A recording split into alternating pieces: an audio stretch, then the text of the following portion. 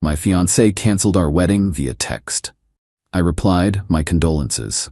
Then I forwarded her text to her parents, who paid for everything. An hour later, her dad was urgently calling me. I, 32 male, am, or rather was, engaged to Jessica, 30. Our wedding was scheduled for 2 weeks from today, on October 18th. The venue was booked, a stunning historical building that cost a small fortune. The caterer was confirmed, the flowers were ordered. Her dress, a custom-made confection of lace, and what I now understand was pure entitlement, was paid for and awaiting its debut. And the financiers of this grand production? Her parents, Richard and Susan Vance. Richard, in particular, was immensely proud of the affair, treating it less like a wedding and more like a corporate merger where he was acquiring a son-in-law he deemed stable. This morning at 9:17 a.m., while I was trying to focus on a spreadsheet, my phone buzzed. It was a text from Jessica. Hey, I can't do this. I'm not in a place to get married right now. My heart isn't in it, and I need to follow my truth. I'm really sorry. I read the text once, then twice. A wave of nausea rolled through me, and the numbers on my screen blurred into meaningless squiggles. For a full minute, I just sat there, my hand trembling slightly as I held the phone. It felt like the floor had dropped out from under me. 4 years, a 1-year engagement, countless hours of mind-numbing planning, all detonated by a 33-word text. Then the initial shock receded and something else took its place.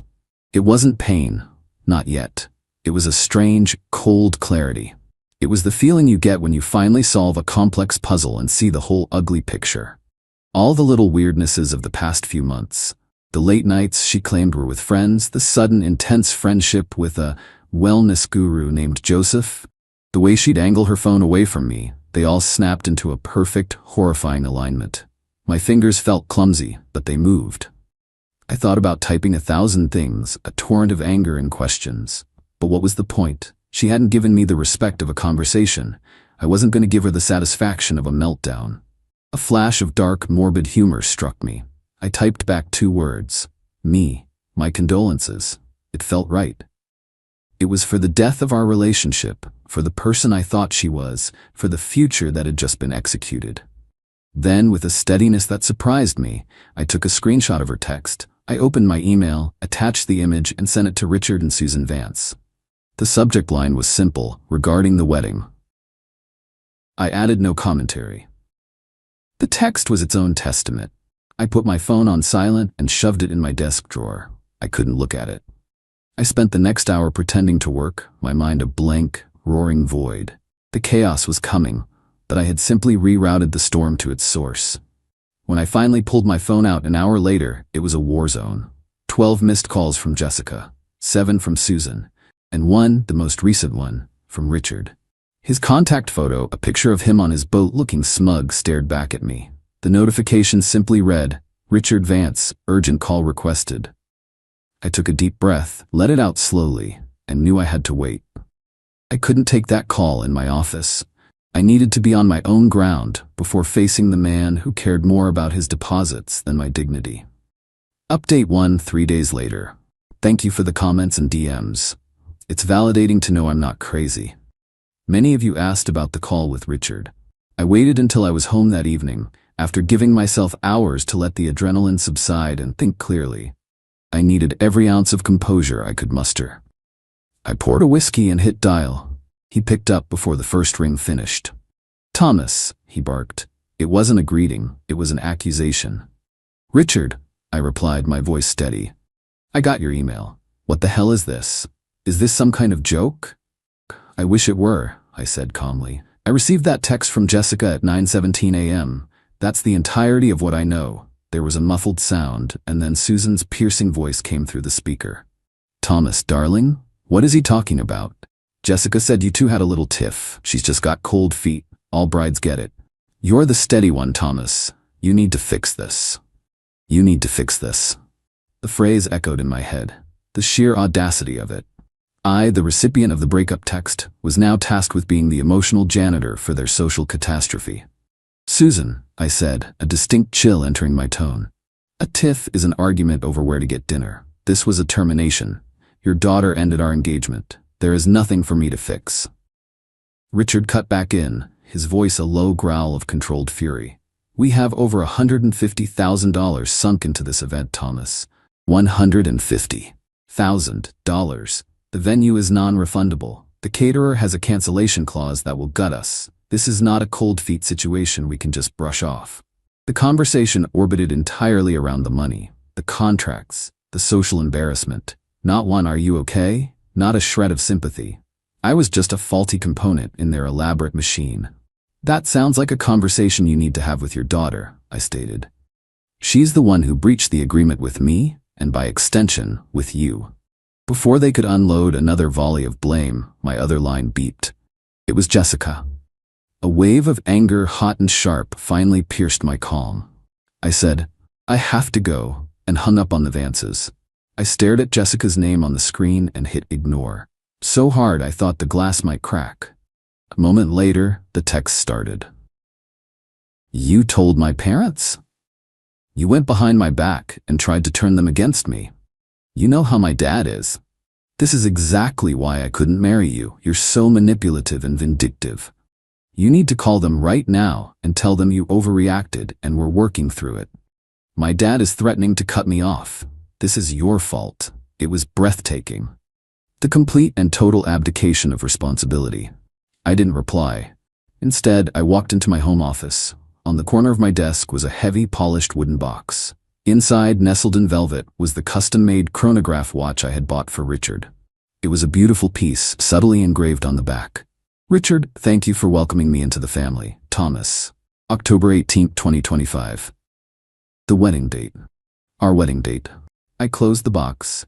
I felt the first real pang of grief, not for the Jessica who sent that text, but for the woman I thought I was marrying, for the family I thought I was joining, for the future that was now just a ghost. I spent the next few days in a fog, methodically canceling my arrangements, informing my family, and trying to keep my head above water. The real trouble, I would soon find out, was just beginning. Update 2. The past week has been an education in audacity. The Vances, having failed to guilt me into fixing their problem, moved on to asset recovery. I received an email from Susan stating that since the wedding was off, I was morally and legally obligated to return Jessica's engagement ring. She helpfully suggested it could help offset some of the catastrophic losses they were incurring. They wanted me to return the $22,000 ring I paid for so they could pawn it. I replied with a link to our state's laws on conditional gifts and a simple message: "The ring is my property. Consider the matter closed." Of course, they didn't. Jessica began a smear campaign.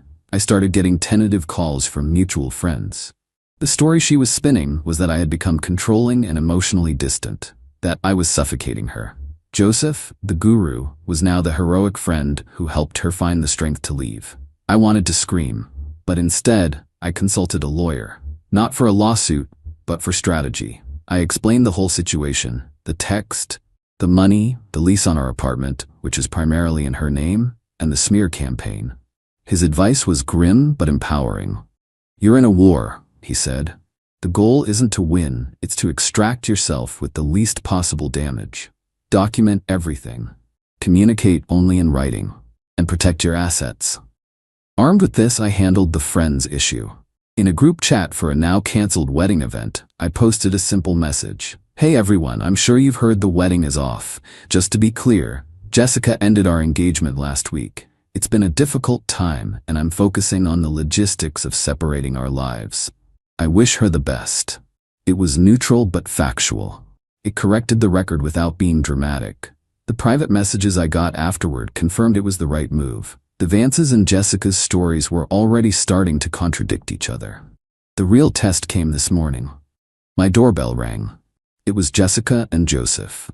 He was exactly as I'd pictured. Tan, perfect teeth, and the vacant eyes of someone who uses the word synergy without irony. "I need to get my things," she said, not looking at me. I stepped aside. Jessica walked in and started pointing at our shared life. The TV, the espresso machine, the leather sofa. For each, she'd say, "I helped pick that out," or "My mom gave us money for that." I just stood there, arms crossed. I paid for the TV. The espresso machine was a gift to me from my brother.